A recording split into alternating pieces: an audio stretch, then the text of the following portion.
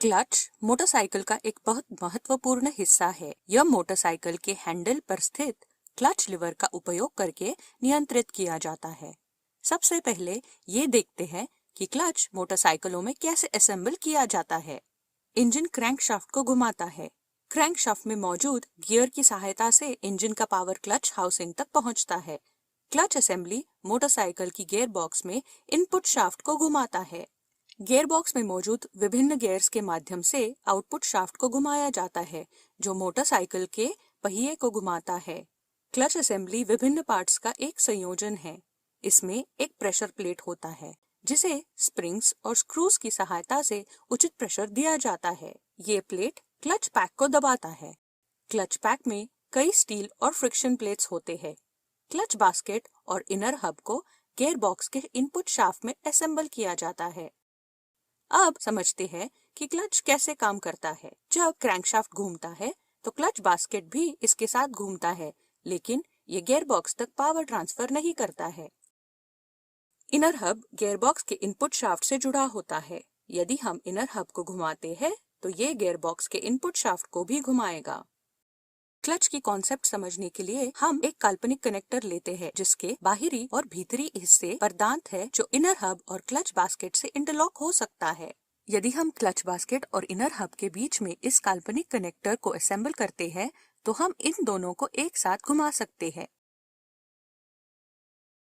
और अगर हम इस काल्पनिक कनेक्टर को हटा देते हैं, तो क्लच बास्केट और इनर हब स्वतंत्र हो जाते हैं। लेकिन इस कनेक्टर का उपयोग करने में एक समस्या है। जब कनेक्टर को हटा दिया जाता है तो इनर हब मोटरसाइकिल की इनर्शिया के कारण घूमने लगता है और क्लच बास्केट इंजन के कारण घूमने लगता है। इस वजह से क्लच बास्केट और इनर हब अलग अलग गति से घूमना शुरू करते हैं। अब इन दोनों से इंटरलॉक करने के लिए हमारे काल्पनिक कनेक्टर को एक ही समय में दो अलग अलग गति से घूमना होगा, जो कि असंभव है। उदाहरण के लिए, यदि इसकी गति इनर हब की गति से मेल खाती है, तो इसे क्लच बास्केट के साथ इंटरलॉक करना असंभव या बहुत मुश्किल होता है। इस कारण से कनेक्टर के स्थान पर क्लच पैक का उपयोग किया जाता है। क्लच पैक में अलग अलग प्लेट्स होते हैं, जो कनेक्टर के रूप में काम कर सकते हैं। समझने में आसानी के लिए हम इन प्लेट्स में से दो प्लेट्स को लेते हैं।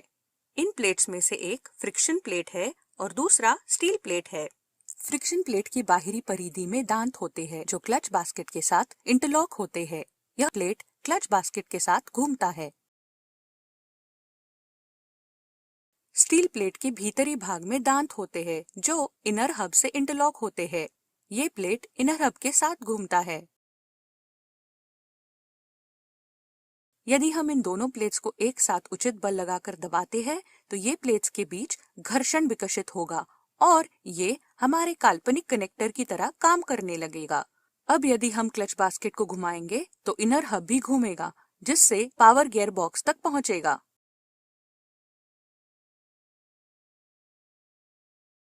यदि हम प्रेशर को रिलीज करते हैं तो ये प्लेट स्वतंत्र हो जाते हैं, जिससे पावर ट्रांसफर बंद होता है। मजबूती और घर्षण को बढ़ाने के लिए कई अन्य प्लेट्स का उपयोग किया जाता है।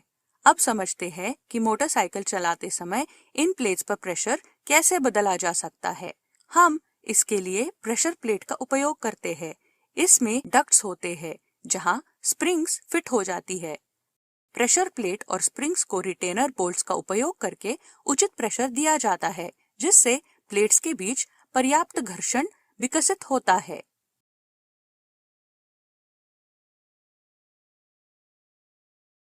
हम प्रेशर प्लेट को बाहर की ओर धकेलकर क्लच पैक पर प्रेशर को कम कर सकते हैं। यह प्रेशर को कंट्रोल करने के लिए हम क्लच लीवर का उपयोग करते हैं। क्लच लीवर को खींचने और छोड़ने से एक केबल या हाइड्रोलिक सिस्टम एक एक्चुएटर आर्म को घुमाता है। यह एक्चुएटर आर्म पुश रॉड को दबाता है। ये रॉड इनपुट शाफ्ट के अंदर के डक्ट से जाता है और प्रेशर प्लेट को धक्का देता है, जिससे क्लच पैक का प्रेशर कम हो जाता है।